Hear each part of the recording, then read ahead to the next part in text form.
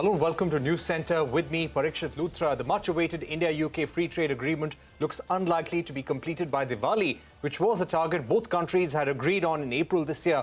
It now seems that the final deal could get delayed due to the unresolved issues and divisions within the Liz Truss cabinet. Among the pending issues are mobility of professionals, data localization, tariff on Scotch whisky and access for legal services. Also, the recent comments by UK Home Secretary Suella Braverman on Indian migrants have only added to the difficulties. Braverman, in a recent interview, said that Indian migrants are the largest group of people who overstay.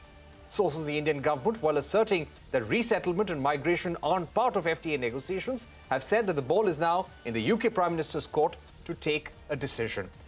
Let's now go across to our guest. We're joined by Rahul Chhabra, former Secretary, Economic Relations at the Ministry of External Affairs, Jayant Dasgupta, Foreign Indian Ambassador to the WTO, also David Lawrence, Research Fellow at the Chatham House. Thank you very much, gentlemen, for joining us. Ambassador Chhabra, coming to you, the Time newspaper in UK is reporting that the India-UK FTA is in peril and on the verge of collapse. And this is primarily because of the comments made by the UK Home Secretary. Would you go to the extent of saying that the deal is in jeopardy?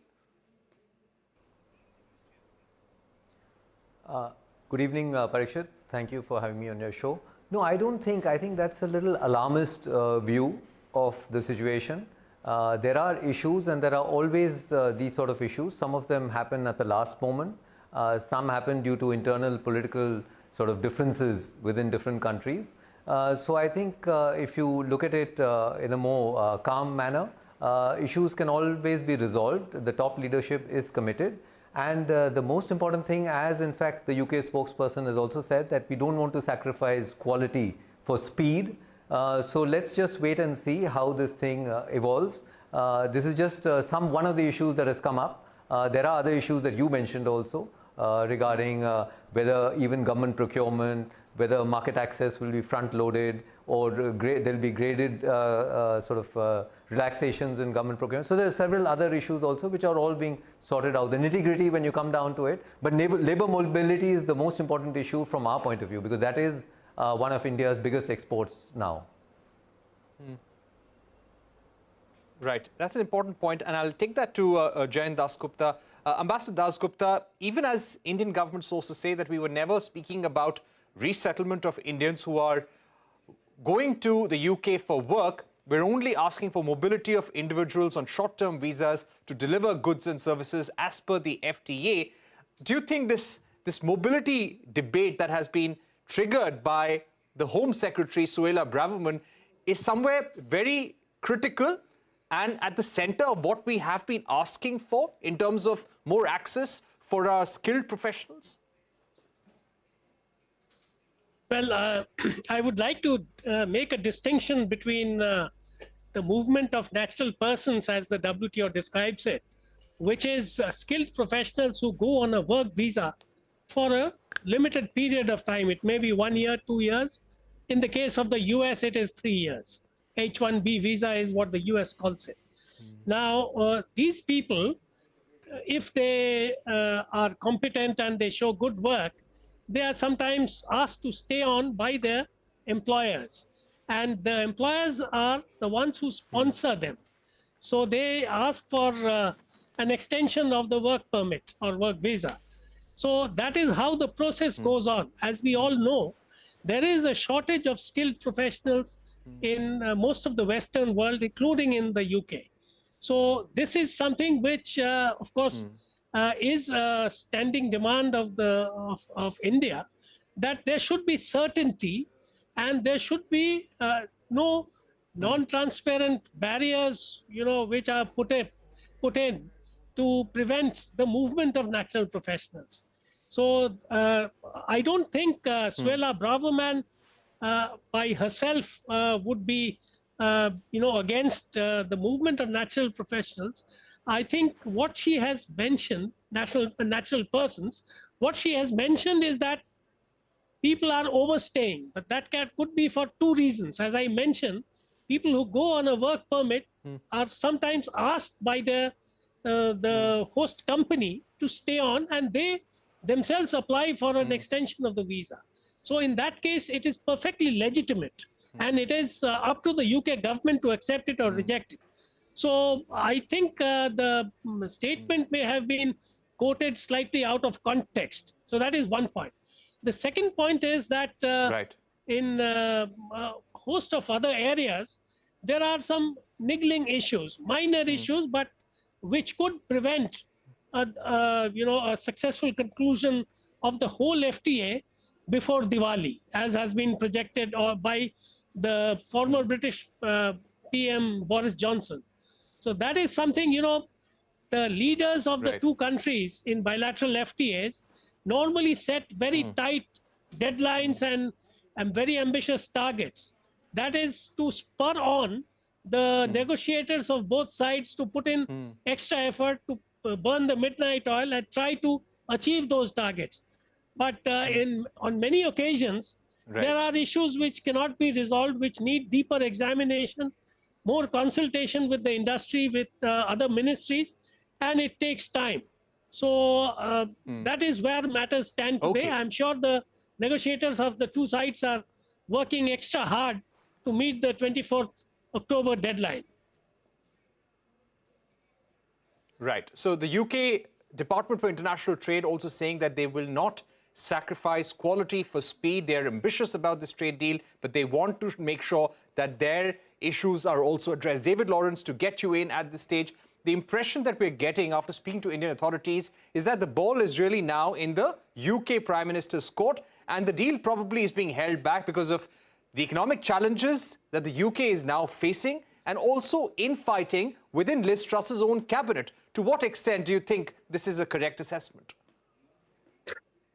Well, I can't understand at all why the Home Secretary decided to make those comments. I can only hope that it's a bit of an embarrassing mistake. I think the UK wants this deal with India. The government has always emphasized that it's a priority. It shouldn't come as any surprise to the UK side that India wants mobility. We know that that's something that is very important to India. That's something that India sought in the stalled EU-India trade negotiations. It's always been on the table. It's always been a priority. So it really should not be a surprise to Suella Braverman at all that is going to be a part of the deal. Secondly, the UK desperately needs workers. We have a major labour shortage at the moment. Anyone who tried to get a flight in the UK this summer, people who are on NHS waiting lists right now, waiting for nurses, even just ordering a coffee in a cafe, it's all become a lot slower, prices are higher, and that's related to our reduced workforce. That's a result of Brexit in part, also a result of the pandemic, which decreased the size of the workforce. So we desperately need more workers, and this is something that could be addressed through this deal. Thirdly, the UK needs more trading partners. We've cut off ties with the European Union, and those who supported Brexit had always said that one thing we would do is increase ties with countries like India, like Commonwealth countries. So far, that hasn't really happened. We have one new deal with Australia, one with New Zealand, a revamped deal with Japan. These are ultimately, with the exception of Japan, these are relatively small trading partners. India is a growing economy. It's just overtaken the UK as the world's 5th largest economy. And so this should be a complete priority. And lastly, the UK needs India for geopolitical reasons. Both India and the UK are concerned about China's rising dominance in Asia. The UK has committed to an Indo-Pacific tilt, which means focusing more of its trade and military and geopolitical ambitions on that part of the world. So it doesn't make sense to put a spanner in the works and to slow this down, especially when there was a stated ambition of wrapping this up before Diwali. So I'm surprised at what the Home Secretary's said, and I'm sure that she will be. I'm sure that the Prime Minister won't be happy with the comments she's made. All right, and we do believe that the UK Prime Minister's office has distanced itself from statements made by Braverman. But let me go back to Mr. Rahul Chabra, Ambassador Rahul Chabra. Ambassador Chabra, what, according to you, are India's key interests for India that we would like incorporated in that deal? From your experience, what do you think will be the non-negotiables as far as India goes? The issue of this mobility under Mode 4 and, because this is really our biggest export now, manpower export, and these are skilled, highly qualified people. We are talking of accountants, lawyers, professors, doctors, nurses. So this isn't really the sort of people that the Home Secretary may have referred to for other reasons. You know, the people who overstay and who may not really be following, as Ambassador Dasgupta mentioned, the ones that I'm talking about now, these and the ones that the FTA will be dealing with are people who the corporates themselves, their own employers are asking for extensions of stay.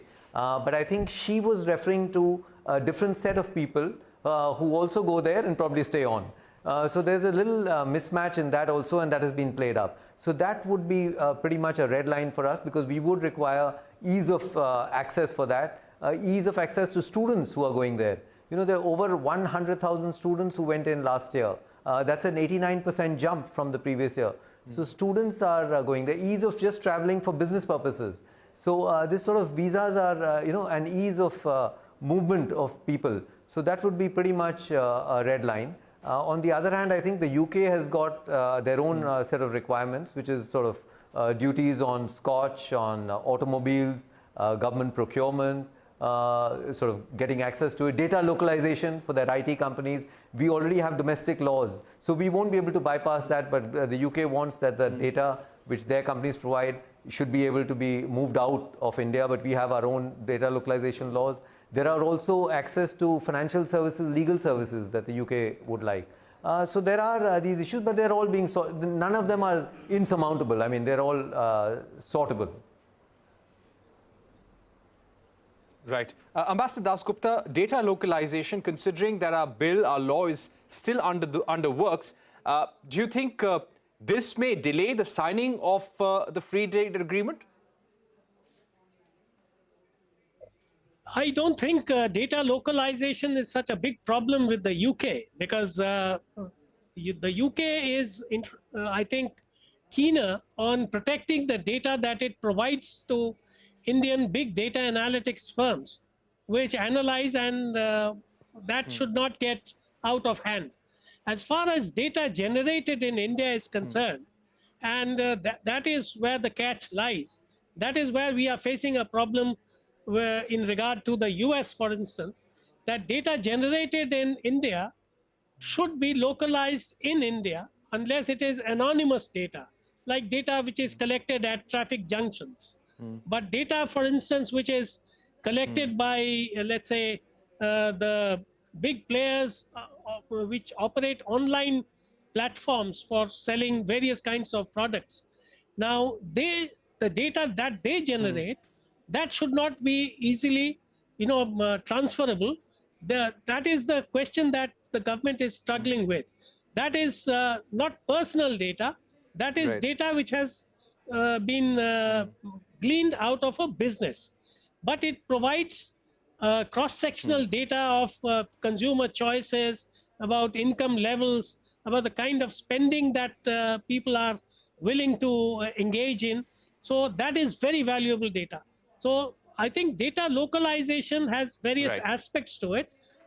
Britain does not have very large data analytics firms like in the US, because all these major IT companies, or let's say the companies like Google, Facebook, etc., they all collect a mass of data, and at the moment that data is available to big analytics companies in the US and in the rest of the world, data which is collected in India, and that is getting sold, and that is getting processed. So that is where the new legislation will try to attempt to get the benefits to Indian companies which set up base in India and exploit and use their expertise to do the big data analytics. So I think there is a bit of a confusion about what exactly is UK's demand on data localization. As far as the other issues are concerned, I agree with Rahul Chabra that they are solvable, but they will need careful, I think, meeting of the minds after due deliberations if there hasn't consensus hasn't been reached. The other two problems which I see, which are there in the background somewhere, but which could assume slightly more serious proportions is about the environment and labor standards, etc. Now, that has been a Right. point which India has not really agreed in conceding, and that will come up in the India-EU FTA as well. And should there be an Okay, FTA Ambassador Dasgupta, discussion I'm with going the to take US, quick final comments. We're running out of time. Yeah, let me get in David Lawrence as well. We'll just take quick comments, final comments from our panelists. David, to get you in at this stage, when it comes to the UK, when it comes to Liz Truss, in the last few months, we were hearing that no matter who the Prime Minister is, they would be wanting to get a deal with India as soon as possible. They would like to show it as a victory at home amidst all these economic challenges. Do you think, if not by Diwali, we could possibly see a deal going through in the next 4 to 5 weeks? I think that sounds a little bit optimistic to me, not because of necessarily because of these particular challenges, but I think in general, trade agreements tend not to run on time. That's the typical experience. I think the deals, even the easier deals to negotiate, such as with Australia and New Zealand, were a bit behind schedule. Same with Japan, and of course with the deal with the EU. So I think that would be a bit optimistic. That said, I think before the next Parliament and possibly next year should be doable. I think that both parties will be keen to increase trade ties with India. So if it ends up being a Labour government in the future, I think you'll still see that prioritisation. And I think that both parties will also want to link this to the geopolitical challenges, which I mentioned earlier, that they want to emphasise that India is a key ally at this time of geopolitical fracturing. I think what I would be interested in seeing, and what my research at Chatham House has focused on, is whether you could extend that beyond bilateral agreements to look at the Commonwealth as a whole. Maybe the Commonwealth as a whole could be a forum through which we could have greater migration, aid, technology transfer. I think that at the moment the Commonwealth is lacking a bit of clarity of purpose. I think the Queen's death has brought that into focus. And so I think this is a real opportunity to reimagine what the Commonwealth could be. I think trade, migration, technology are all going to be a part of that. All right. My final question, Ambassador Chabra. Ambassador Chabra, very quickly, do you feel that the economic challenges that the UK is facing are somehow weighing on the UK Prime Minister's mind when these negotiations are on? They would be. It's natural for them to weigh on. She cannot ignore what is happening domestically. But then she has realized, as the other speakers have mentioned, that there are other geopolitical compulsions to how to move forward. And a signal needs to be sent out. So it's very important from that point of view also.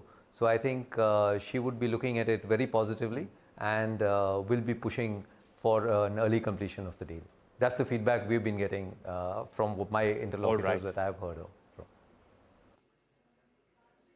Okay, thank you very much, Ambassador Chabra, Ambassador Dasgupta, David Lawrence, for joining us, giving us a sense of the India-UK FTA talks. Clearly, maybe not by Diwali, but very soon is the sense that we are getting from the Indian government and also from officials in the UK. We're going to take a short break here on News Centre. When we return, we shift our focus to the White House National Security Strategy, which has been released, which highlights global priorities and threats that the United States sees for the next 10 years. We will be joined by former Indian Ambassador to the United States, Meera Shankar.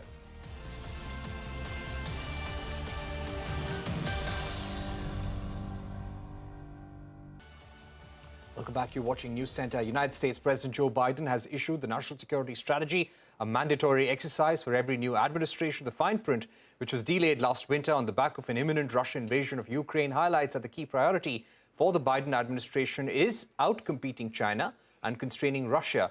Biden, in the 48-page document, highlighted that Russia poses an immediate threat to the free and open international system. He said that China is the only competitor with the intent to reshape the international order and increasingly the economic, diplomatic, military and technological power to advance that objective. India features prominently on Biden's security strategy as well. The document highlights that United States and India will work together bilaterally and multilaterally to support a shared vision of a free and open Indo-Pacific. Meera Shankar, former Indian envoy to the United States, is with us to discuss this and much more. Ambassador Shankar, let me begin by asking you about the reference to Russia. the White House national security strategy said that Russian military will, having been weakened, will likely increase reliance on nuclear weapons in their military planning. And the US will do everything to make sure that they deter and do not allow Russia to use nuclear weapons. Considering that this is there in the national security strategy, how big a threat of nuclear escalation do we see right now? Well, I think that the US and the UK have both clarified subsequently, including President Joe Biden, that they have not received any specific information which would indicate that President Putin is getting ready to deploy nuclear weapons or to use them in Ukraine. So I think there's been a subsequent damping down of the imminent nature of this threat. But yes, in the past, whichever country has been weaker in the field of conventional defense has traditionally sought to enhance its nuclear deterrence capability vis-a-vis its nuclear-armed rival. So you could expect Russia to place more emphasis on nuclear weapons as an element of future deterrence against the US if it finds itself economically weakened and also weakened in the field of conventional defense. But that's for the future. Right. Okay. I'd also like to ask you about the Indo-Pacific. The strategy said, the paper said that US today is needed more in Indo-Pacific than ever before since the Second World War. What do you think will be the next phase of strategy by the US administration when it comes to the Indo-Pacific and involvement with India there? Well, if you see the national security strategy paper, and you mentioned, it's basically looking at outcompeting China through responsible competition, as it calls it, and not eschewing the possibility of cooperation where possible in the pursuit of meeting global challenges which require cooperation across borders. With Russia, it actually talks of constraining Russia, and it sees it as an immediate threat because of its invasion in Ukraine. But before this also, they talk of its military intervention in Syria, its interference in internal affairs of other countries, including the United States. And so you can see there's a distinction that they've drawn. They have not talked about constraining China. They have talked about outcompeting China and through responsible competition. On the other hand, they have talked of constraining Russia. But yes, they have also posited China as the main threat long-term, because they see it as a country which has both the intention and the capability of bending or changing the rules of the road in their favor. So here the US undertakes to ensure that it will never be outcompeted by authoritarian governments. Right. We've run out of time, Ambassador Shankar, unfortunately, but yeah, please go ahead. Yeah, the other elements of the strategy, and it's part of the same thing of outcompeting China and constraining Russia, includes building American economic and technological power and strengthening its democratic institutions, strengthening democracies overseas, and working closely with allies and partners in pursuit of shared democratic values and in pursuit of a free and open rules-based international order. Right. Thank you so much, Ambassador Meera Shankar, for joining us here on the program. With that, it's a wrap on this edition of News Center. But don't go anywhere. News continues right here on CNBC TV18. We'll get you an exclusive interview in just a short while from now. Salil Parekh in conversation with my colleague Ritu Singh.